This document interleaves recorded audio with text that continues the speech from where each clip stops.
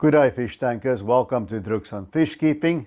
Today I'm going to talk about a very familiar little fish in the aquarium hobby, and that's of course guppies.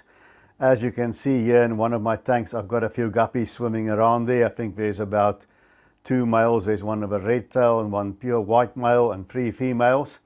And they're quite happy in this community.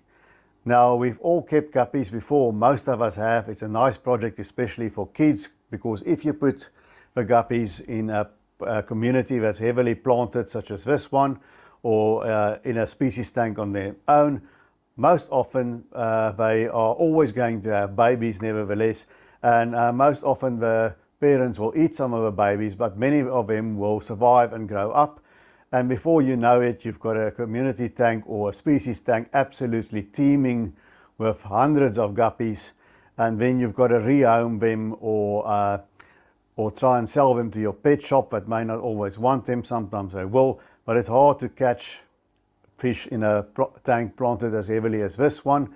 And if maybe you're like me, I've bred fish here and there, but I'm not really a fish breeder. That's not my bag. I'm more into just having a nice setup and developing that aquarium over time. Now, how can you prevent the guppies of breeding out of control so that they overpopulate the aquarium? I've seen a lot of people there in social media who have a few guppies, and now the guppies are all out of control, their numbers. And what I always notice is they have fish in there, if they have other fish like corridoras or small torpedo-shaped tetras like rummy noses or cardinals or neon tetras, you know, those smaller tetras. But over here, I've never had trouble with the guppies breeding. They do breed. They do throw fry here in the tank. When I do trim plants now and then, I'll see a little fry shooting out. But that baby fish is soon gobbled up. Now, those small fish don't really predate on the guppies baby fry enough, as well as the parents. But you'll see in this aquarium, I've got a show of diamond tetras there. And there's also some rosy tetras. You see them there in the bottom of your screen. You can see if I can move it a bit closer and focus in on them. There you'll see the rosy tetras there by that cryptocoryne.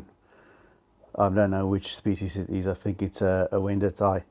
And then you have the diamond tetras along with the guppies. Now these bigger heart-shaped tetras, they don't let a guppy fry go by. There's some cherry barbs in there as well. They may have something to do with it, but they only came along later. The diamond tetras and the rosy tetras were always here. So I would say if you want to keep guppies in a community tank, but you don't want them to breed and eventually overrun the tank, a good idea, if a tank is big enough, let's say at least 20 to 30 gallons, then you can put in some slightly bigger heart-shaped tetras like these. Rosy tetras and diamond tetras, lemon tetras will work as well. There's a red phantom tetra there as well. Black phantom tetras. Just have slightly bigger tetras in among with those guppies, and the fry won't last very long, and the guppy numbers will stay the same. You may say, well, there's a much easier way. You just keep male guppies, and that's certainly one way you can do it. Nothing wrong with that. You can just have male guppies and the problem will also be solved.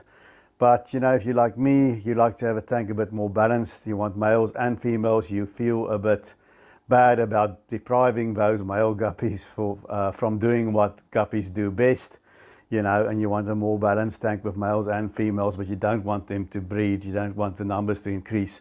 Then this is a solution. You just put slightly bigger tetras in there, and I find with them in a tank, you're not going to have a breeding project. You're just going to have a nice community.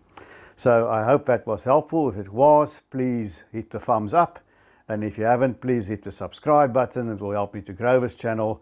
Until we see each other again, keep taking good care of those domestic denizens of the deep.